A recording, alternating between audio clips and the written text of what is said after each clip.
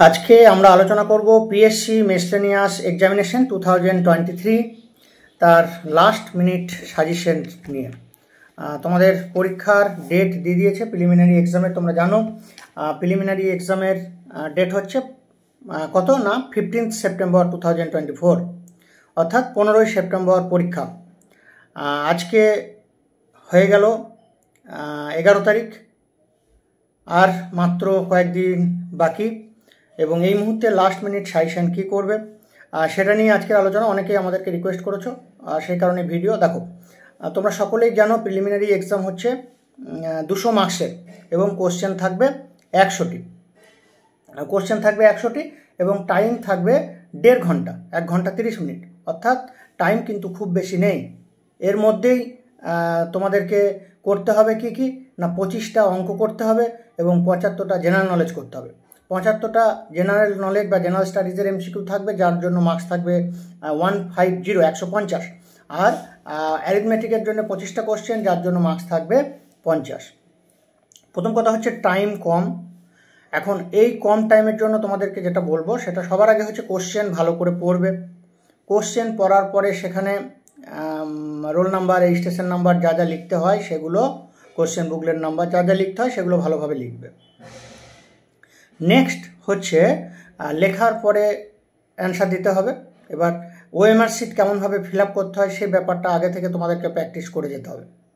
এর আগে আমাদের ভিডিও হয়েছিল ওএমআর শিট কীভাবে ফিল আপ করতে হয় সে ব্যাপার নিয়ে, দেখে নিতে পারো। যাই হোক, ওএমআর শিট কীভাবে ফিল আপ করতে হয় সেটাকে দেখে নিতে হবে, সঠিকভাবে ফিল আপ করতে হবে। রোল নাম্বার, রেজিস্ট্রেশন নাম্বার লেখা হলো। এবার তোমাকে প্রথমেই অ্যান্সার করতে হবে জেনারেল নলেজ বা জেনারেল স্টাডিজের পার্টটা, কারণ ওটা কম সময়ে বেশি প্রশ্নের অ্যান্সার করতে পারবে। কিন্তু একটা জিনিস মাথায় রাখতে হবে, সেটা হচ্ছে নেগেটিভ মার্কের ব্যাপারটা। নেগেটিভ মার্কের ব্যাপারটা যে নোটিফিকেশন বের হয়েছিল স্কিম অ্যান্ড সিলেবাস নিয়ে, সেখানে কিন্তু কোথাও বলা নেই। এটা বলা থাকে কোশ্চেন পেপারে। কোশ্চেন পেপারে প্রথমেই যে ইনস্ট্রাকশন দেওয়া থাকে সেখানে নেগেটিভ মার্কের কথাটা বলা থাকে, যেটা অনেকেই পড়ে না, ডাইরেক্ট অ্যান্সার করতে চলে যায়। সুতরাং নেগেটিভ মার্কের বিষয়টা খুব গুরুত্বপূর্ণ। নেগেটিভ মার্ক কিন্তু হচ্ছে 2/3, অর্থাৎ 2 নম্বরের মধ্যে তার 2/3, অর্থাৎ যেটা কিন্তু খুবই ভয়ঙ্কর। 2 নম্বরের মধ্যে 2/3 অর্থাৎ কত হবে বুঝতেই পারছো। অর্থাৎ তোমার 3টে প্রশ্ন যদি ভুল করো তাহলে তোমার মার্কস কাটা যাবে 4 নম্বর। 3টে প্রশ্ন ভুল করলে মার্কস কাটা যাবে 4 নম্বর। ঠিক আছে, তাহলে আন্দাজে অ্যান্সার করা যাবে না, যেটা সঠিক সেটাই করবে, না জানলে অ্যান্সার করবে না। এটাই তোমাদেরকে বলার উদ্দেশ্য। এবার হচ্ছে জেনারেল স্টাডিজের পার্ট অ্যান্সার করলে। জেনারেল স্টাডিজ পার্ট অ্যান্সার করার পরে লাস্টে আসবে অ্যারিথমেটিক। এবং অ্যারিথমেটিকটি অ্যান্সার করবে। এই হচ্ছে বিষয়। কোশ্চেন বোথ ইংলিশ এবং বেঙ্গলি দুটো ভার্সনেই থাকবে। যারা বাংলা ভার্সনের স্টুডেন্ট বাংলা ভার্সনে অ্যান্সার দেবে, যারা ইংলিশ ভার্সনের স্টুডেন্ট ইংলিশ ভার্সনে দেবে, বা যারা নন বেঙ্গলি তারাও ইংলিশ ভার্সন দিতে পারো। এখন বাংলা ভার্সনের কোনো কোশ্চেনে যদি ওয়ার্ড মনে হয় কঠিন, অনেক জিনিস আছে যেটা আমরা বাংলা বুঝতে পারি না কিন্তু ইংলিশ টার্মটা বুঝতে পারি, তাহলে সেই কোশ্চেনটা সঙ্গে সঙ্গে ইংলিশ ভার্সনে গিয়ে সেখানে কোশ্চেনটা দেখে নেবে এবং ইংলিশ ভার্সন কোশ্চেন থেকে দেখবে, তুমি বুঝতে পারবে এবং সেটা অ্যান্সার করবে। আর একটা বিষয়, যদি তোমার মনে হয় যে 4টে অপশানের মধ্যে এই 2টো অপশান হওয়ার বিশাল চান্স তোমার করার জন্য খুবই মন চাইছে যে আমি একটা কিছু গোল করে দিই, যদি সেরকম হয় যে 2টোর মধ্যে একটা হবেই শিওর, তাও আমি বলবো না করার। যদি তাও করতে হয় সেই ক্ষেত্রে অ্যান্সার করবে অপশান বি বা সি। অপশান বি বা সি এর অ্যান্সারের প্রবাবিলিটিটা অনেক বেশি হয়, অপশান বি বা সি অ্যান্সার করবে। এবার এই যে কয়েকদিন আছে এই কয়েকদিনে তুমি কি করবে, তোমার ম্যাথ প্র্যাকটিস করার আর টাইম নেই। ম্যাথের অ্যারিথমেটিকের সূত্রগুলো দেখে নেবে। অ্যারিথমেটিকের পার্ট, যেহেতু অ্যারিথমেটিক বলা আছে, অ্যারিথমেটিক থেকেই বেশিরভাগ কোশ্চেন থাকবে। 1-2টো কোশ্চেন যেখানে হয়তো মেনসুরেশন রিলেটেড বা অ্যালজেব্রা রিলেটেড প্রশ্ন দিতে পারে, কিন্তু অ্যারিথমেটিকের পার্টই বেশি থাকবে। অর্থাৎ 25টা কোশ্চেনের মধ্যে আমরা 20টা ধরে নিতে পারি পিওর অ্যারিথমেটিক, আর 5টা কোশ্চেন যেটা মেনসুরেশন বা অ্যালজেব্রা রিলেটেড প্রশ্ন দেবে। তাহলে তোমার অ্যারিথমেটিকের বিষয়টা হলো। এবার হচ্ছে জিকে, এই যে টাইম আছে এই জিকের মধ্যে তুমি কি করবে আর অ্যারিথমেটিকের কি করবে। এই কম টাইমের মধ্যে তোমাকে অ্যারিথমেটিকের জাস্ট ফর্মুলাগুলো মাথায় রেখে দিতে হবে, প্র্যাকটিস সেট করার আর টাইম থাকছে না। জেনারেল স্টাডিজের পড়াশোনাগুলোই বেশি করে একবার রিভিশন দিতে হবে। যদি কোনো সময় জেনারেল স্টাডিজ অনেকক্ষণ পড়াশোনা করছো, পড়তে আর ভালো লাগছে না, সেই ক্ষেত্রে তুমি অ্যারিথমেটিকের কোনো একটা প্র্যাকটিস সেট প্র্যাকটিস করবে।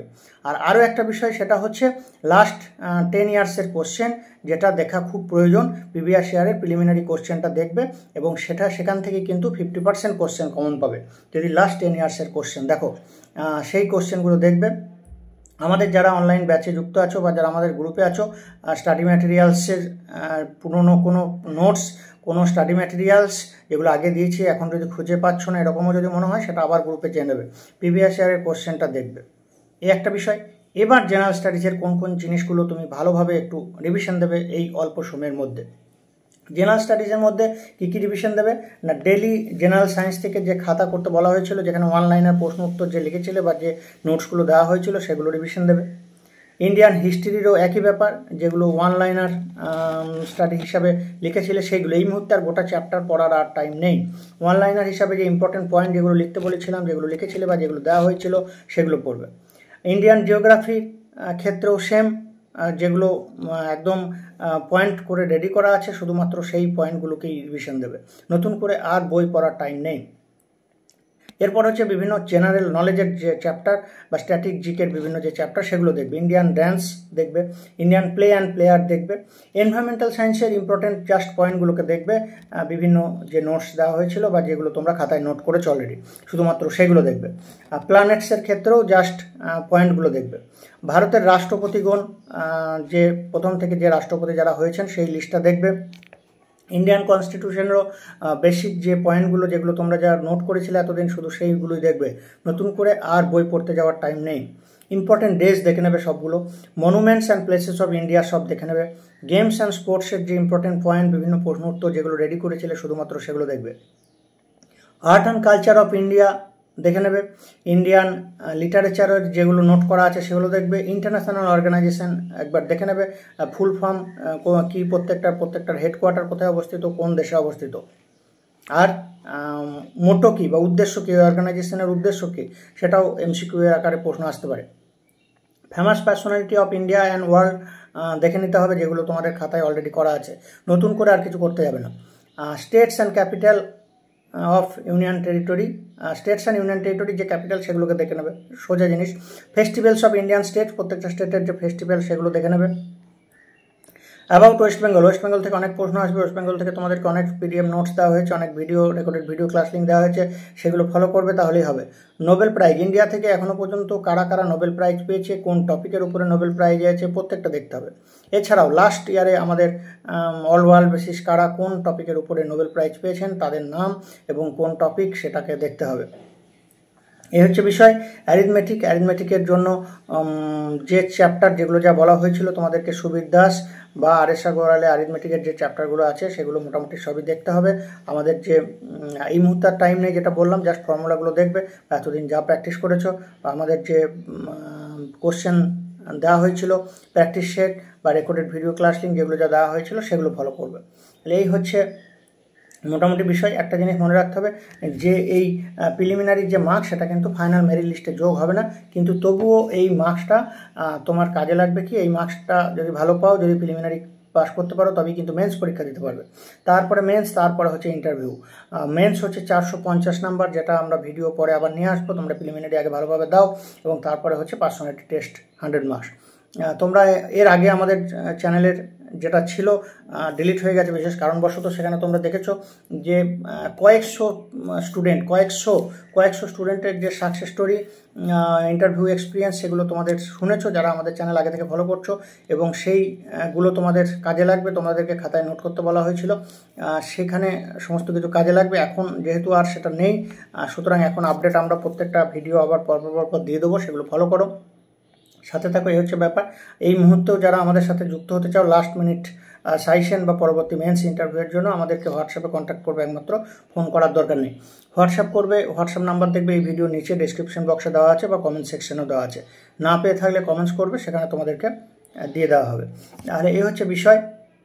আর একটা বিষয় তোমরা প্রশ্ন করবে যে কারেন্ট অ্যাফেয়ার্স কী দেখবো। কারেন্ট অ্যাফেয়ার্স লাস্ট 6 মান্থসের দেখবে। লাস্ট 6 মান্থস থেকেই কোশ্চেন মোটামুটি 10টা আসবে। ধরো 10টা কারেন্ট অ্যাফেয়ার্স লাস্ট 6 মান্থস থেকে আসবে, আর তারও পিছনের কিছু কোশ্চেন আসবে যেগুলো জেনারেল নলেজের মধ্যেও পড়ে যাচ্ছে, বা তার পিছনেগুলো এই মুহূর্তে আর দেখতে যাওয়ার টাইম নেই। লাস্ট 6 মান্থসে কারেন্ট অ্যাফেয়ার্স দেখবে, কিন্তু এই কয়েকদিনে কতটা টাইম পাও সেটা গুরুত্বপূর্ণ বিষয়। টাইম বেশি নেই, এবং সবথেকে বড় ব্যাপার পরীক্ষার দিন বা পরীক্ষার আগের দিন পরীক্ষার সেন্টারে সঠিক জায়গায় পৌঁছে যাওয়া এবং সেখানে মনোসংযোগ করা, মাথা ঠান্ডা রেখে পরীক্ষাটা দেওয়া, এই বিষয়গুলো গুরুত্বপূর্ণ। লাস্ট মুহূর্তে খুব বেশি পড়াশোনা করতে গিয়ে ব্রেনটাকে হ্যাং করার কোনো দরকার নেই। যা পড়েছো এতদিন তাতেই যথেষ্ট, না? এবং যে জিনিসগুলো ভিডিওর প্রথম থেকে বললাম সেগুলো প্রথম থেকে খেয়াল রাখবে। প্রথম থেকে খেয়াল রেখে ভালোভাবে পরীক্ষাটা দাও। কোনো কিছু জিজ্ঞেস থাকলে অবশ্যই কমেন্টস বক্সে কমেন্টস করো, সেখানে তোমাদেরকে জানিয়ে দেওয়া হবে। আজকে আলোচনা এখানেই শেষ করছি। সকলে ভালো থাকো, সকলে ভালোভাবে পরীক্ষা দাও। Thank you.